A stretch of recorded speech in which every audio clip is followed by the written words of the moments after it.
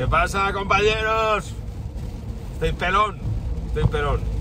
El otro día ya, pues, joder, que no conseguía cita en la peluquería porque no me cogían la hora que me venía bien, cuando ya estaba cansado de la barba y los pelos. Entonces cogí como en los viejos tiempos. Tengo ahí una secuencia muy buena de mi documental de la Vuelta al Mundo en moto cuando rasca en Filipinas, que estaba también completamente desgreñado, me rapé la cabeza yo mismo y entonces y bueno, pues estoy aquí conduciendo bajo la lluvia y bienvenida sea la lluvia, ¿no? Ya ha sido, bueno, pues ya se acabó el verano y pasa lo que pasa siempre a final de agosto o comienzos de septiembre. Vamos, los levantinos, yo he nacido en Denia, pues, y encima habiendo sido niño veraneante, es decir, nosotros cuando yo era pequeño, en junio se acababa el colegio y nos íbamos toda la familia a Denia y ahí nos quedábamos 3 meses. Los veranos eran interminables. O sea, y el verano se terminaba con las lluvias de septiembre. Y entonces, ala, caía unas trombas de puta madre que entonces no se llamaba Dana, se llamaba gota fría y punto. Y entonces caían unas trombas interminables ahí durante un periodo corto y había que recoger y para Madrid. Y recuerdo que Denia se vaciaba y se quedaba como una ciudad fantasma. Ahora ya no es así. Cuando tú vas a Denia cualquier mes, ya encuentras siempre gente viviendo en las urbanizaciones de apartamentos, hay negocios abiertos, ya se funciona, la gente se distribuye de otra forma. Cuando yo era niño era fantasmal. O sea, ibas a cualquier ciudad o cualquier pueblo costero de los que tenían vida y ambiente en verano, y en invierno eran ciudades fantasma, no había nada abierto, tal, ¿no? Era otra época y a mí me resultaba muy triste, ¿no? Pero, sin embargo, ahora ya hay mucha gente viviendo en las urbanizaciones, bien porque les guste.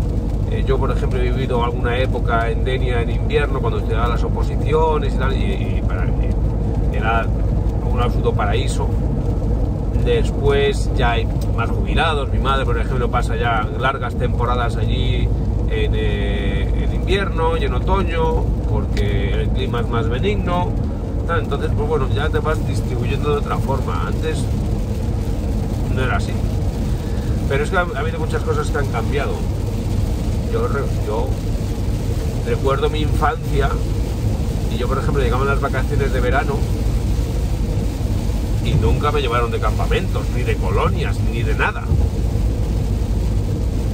Nosotros nos mudábamos a Denia y yo me juntaba allí con mis amigos de veraneo en una urbanización de apartamentitos, modesta, pero agradable, y yo salía por la mañana y no regresaba hasta que mi madre abría la ventana, como todas las otras madres, y gritaba a comer. Y entonces los niños que estaban por allí haciendo barbaridades con las bicicletas, tirándonos piedras, peleándonos, tal, pues entonces ¡pum!, todo el mundo para casa. Comíamos y a mí me querían obligar a echar la siesta y yo no quería echar la siesta, y al final conseguíamos irnos y nos volvíamos a la calle a seguir haciendo barbaridades hasta que nuestras madres abrían la ventana y gritaban ¡la merienda! Y íbamos todos corriendo a por el bocadillo. Y entonces veíamos el bocadillo que nos habían dado cada uno. Había algunos bocadillos cojonudos y otros que no eran tan buenos, y estábamos ahí hasta que se hacía de noche, y entonces las madres gritaban ¡a cenar! Entonces te subías, todo era un vocerío por las ventanas y los niños estábamos en la calle. Ahora eso es inimaginable. Ahora los niños no salen solos en pandilla a la calle, al menos en la mayor parte de los sitios, y en España, porque luego hay otros sitios donde sí. Tú, por ejemplo, vas a Dinamarca o vas a Suecia o vas a Noruega y los niños a los 10 años van solos al colegio. Yo iba andando al colegio. Bueno, yo como cambié varias veces de colegio porque no era muy católico, yo en el sentido de que no me portaba muy bien, pues había algunos colegios donde iba en autobús, pero iba solo, caminando hasta la parada del autobús y volvía solo, caminando desde la parada del autobús. Y en otros colegios que me pillaban más cerca de casa, y yo recuerdo estar en Alcalá de Henares, en el colegio Santo Tomás, y tenía que andar toda la calle Libreros, que entonces no era como está ahora. Ahora está de puta madre, llena de bares, está, la calle Libreros es una calle de 3 soportales preciosa que hay en Alcalá de Henares, pero entonces, en mi época, cuando yo era niño, aquello era el Lian Sampó. Bueno, de hecho había un barrio en Alcalá de Henares también, donde habían recolocado, habían dado viviendas a gitanos y tanto, le llamaban el Lian Sampó, porque entonces había una serie de televisión que, como fue la vida de 2 canales, pues la veía todo el mundo, que era de China, y entonces el barrio de los malos, o sea, la ciudad de los malos era el Lian Sampó, y entonces el Lian Sampó era el barrio este donde habían recolocado a los gitanos, entonces no había inmigración extranjera, entonces era como un barrio chungo, y entonces, bueno, eran recuerdos de la infancia, de cómo era España entonces, que se hablaba claramente del Lian Sampó, que era como un gueto de gitanos, ¿no? Entonces ahora esas cosas no se podrían ni decir. Pero entonces se funcionaba de otra manera. Y esa otra forma que se funcionaba era que los niños andaban solos e iban solos al colegio. Ahora mismo tú no dejas ir solos al colegio. Bueno, es que no es solamente que tú no dejes ir a tus hijos solos al colegio, es que si ven las autoridades a un niño caminando solo por la calle, igual te quitan la custodia. Que esa es otra historia, O sea, y de eso se habla poco. O sea, la verdadera barbaridad que se está produciendo en España es cómo los servicios sociales de las comunidades autónomas roban los niños a los padres bajo las excusas más peregrinas, sin control de la autoridad judicial, porque entiende un funcionario, o lo que es peor, ni siquiera un funcionario, sino un centro privado que recibe un contrato de la administración para hacer el seguimiento de estos niños, de estos menores, y entonces es un negocio. Hay centros tutelados donde a menor que entra, pasta. Y entonces, para llenar esos centros de clientes, te quitan a los niños. Y luego los padres tienen que reclamar ante la autoridad judicial y pierden las comunidades autónomas y recurren para no entregar los niños a sus padres, bajo las excusas más peregrinas de que están en situación de desamparo. Es acojonante. O sea, que un psicólogo de un centro privado que tiene un incentivo en meter menores en estos centros, coge a tus hijos y los mete en un puto reformatorio. Un reformatorio, además, donde no hay control ninguno, como estamos viendo, y ahí se demalean completamente y los dejan años, simplemente porque eso es un negocio. Esto es acojonante y no creéis que me lo estoy inventando, Esto podéis mirar los datos, pero de esto no se habla. No sé quién hablar. Y esto ocurre en todas las comunidades autónomas gobernadas por cualquier partido político. Entonces, bueno, lo que tienes que esperar es que, pues eso, que no te pillen haciendo lo que hacían nuestros padres cuando nosotros teníamos 10 años, porque ahora nos quitarían a nuestros hijos. Pero yo el otro día estábamos en una cena de padres, ¿no? Hablando, entonces salió este tema y todos coincidíamos en que cuando éramos niños hacíamos eso. Y todos coincidíamos en que ahora mismo no dejamos a nuestros hijos que hagan eso. Y todos coincidíamos en que ahora mismo hay más seguridad que antes. En el mundo occidental, si tú analizas los datos estadísticos sobre seguridad, los crímenes violentos descienden, pero abruptamente. Hay más seguridad que antes. Lo que pasa es que antes, primero, no se informaba y por tanto no tenías conocimiento de estos sucesos luctuosos, brutales, trágicos, de secuestros de niños, violaciones de niños y tal, ¿no? Todas esas cosas no se comentaban. Porque, digamos, había otra consigna, que era el no alarmar. Entonces, sucedían cosas, como ahora mismo suceden, pero la gente no era consciente de ellas y por tanto no tenía paranoia. Ahora mismo todos tenemos paranoia. Pensamos que nuestros hijos se los van a llevar en cuanto se asomen a la calle solos, sin control. Y es cierto que es una estadística. Pero claro, tú dices, hostia, yo no quiero ser una estadística.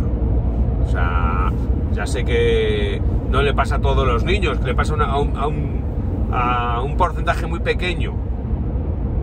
Pero yo no quiero que los míos sean de ese porcentaje. Y sucesos siempre pasan, porque los niños caen, se accidentan, porque es así. Yo no sé ni cómo sobreviví a todas las barbaridades que hice. Leches en bicicleta, pero leches brutales en bicicleta. Vamos, no sé, escalabramientos de piedras. Que llegabas a casa escalabrado y no pasaba nada. Te habías peleado con otra pandilla y os habéis tirado piedras. Cuando lo pienso, o sea, y nos tiramos unos cantos que al que le daban en la cabeza lo escalabraban. Y oye, ¿tú te crees que los padres iban después a denunciar a la policía? No, también escalabrado y encima te metían una leche por meterte en una pelea de piedras. Y esto era el pan nuestro cada día. Entonces, claro, esos sucesos pasan continuamente. O sea, y tú no quieres que sea un suceso, pero hay veces que la distancia tan brutal entre tu percepción de inseguridad con la realidad es tan grande y tiene efectos dramáticos. Hubo un caso en España del cual se habló poco, pero a mí me dejó marcado. Creo que eran dos georgianos, dos inmigrantes georgianos, dos obreros, que estaban no me acuerdo si en un parque de una ciudad, bueno, no sé si era Valladolid, Segovia, Barcelona, Madrid, no recuerdo exactamente. Pero estos señores vieron una niña llorar en un parque y estaba sola. Entonces se acercaron a ella a preguntarle qué le pasaba y si le podían ayudar, pero no hablaban el idioma. La madre apareció de repente, completamente histérica, acusándolos de que la querían secuestrar. Estos dos señores, que no hablaban el idioma, se vieron detenidos, se vieron enjuiciados y se vieron presos. Años después se demostró que había sido toda una barbaridad, que estos señores lo único que necesitaban eran intérpretes y que su voluntad había sido la de ayudar. Yo lo entendí perfectamente, porque cuando yo viajo por estos países que nosotros tan fatuamente consideramos subdesarrollados, tú lo que te das cuenta es que siguen viviendo como se vivía en la España de hace 30, 40 años, que es, por ejemplo, como se vive en Marruecos actualmente. Los niños juegan en la calle. Los niños obedecen a los adultos, aunque no sean sus padres, y todos los adultos de la comunidad velan por los niños. Es rarísimo que se produzcan delitos graves contra menores en estos países, porque un georgiano que está trabajando en una obra está pendiente de los niños de su barrio, está pendiente como si fueran sus hijos. aunque no lo sean, porque conoce a sus padres. Entonces, en estos sitios se cuida de los niños, y si ves a un niño llorar te acercas, y a nadie se le ocurre pensar que es que lo van a secuestrar para violarlo. Pero como aquí vivimos con esta paranoia, cuando esta madre, que estaría haciendo cualquier chorrada, se acerca a buscar a su hija y la ve acompañada de dos extranjeros, pues ya piensa, me la quieren secuestrar y le van a hacer de todo. ¿Por qué? Porque vivimos mediatizados por una sociedad de la información que ya no pretende educar, lo único que pretende es conseguir tu atención para que los anuncios sean rentables. Entonces quiere conseguir tu clic, y lo que genera clics, lo que genera atención son las noticias tremebundas, los crímenes, el morbo, y cuando no hay morbo se construye morbo. Ahora mismo lo estamos viendo, vamos, hay ejemplos más que de sobra en toda la blogosfera, en la sociedad esta de la información. Se coge cualquier suceso, por nimio que sea, y se infla, se deforma, se construye una historia para conseguir que tú, pum, hagas clic, y simplemente tienes que hacer clic para que te salte un pop-up y veas un anuncio. Bueno, lo vemos esto en ejemplos constantemente. Los vídeos, aunque sean una puta mierda, cuando tengan la miniatura más tremendista, ¡ah!, terror en la frontera, peligro en no sé dónde, y todos ahí, pum. Bueno, pues no sé, muchachos, esto era un poco el comentario de hoy, que tampoco ha sido especialmente profundo, aunque yo creo que sí tiene su carga de profundidad, pero vamos, tampoco es desvelar ningún secreto ni revelar algo que nadie haya pensado, vamos, son cosas bastante obvias. Pero bueno, bienvenido al agua, porque significa que el mundo sigue girando. Hemos pasado calor en verano, ahora llega el final del verano, el comienzo del otoño, con bajada de las temperaturas y agua, y el campo lo agradece, y nosotros lo agradecemos, y nos íbamos a morir de sed en los pantanos. Cuando hay agua de sobra, ahora vivimos en una puta emergencia climática.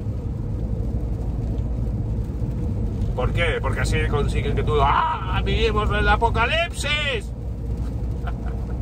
Pero ojo, porque esta admonición del apocalipsis lo único que pretende es hacerte más pobre, y que mucha gente no consiga salir de la pobreza, y que encima nos parezca bien. Por aquí. Nada, muchachos, luego si queréis pues veis mis vídeos y oléis mis libros, y si no, pasad de todo.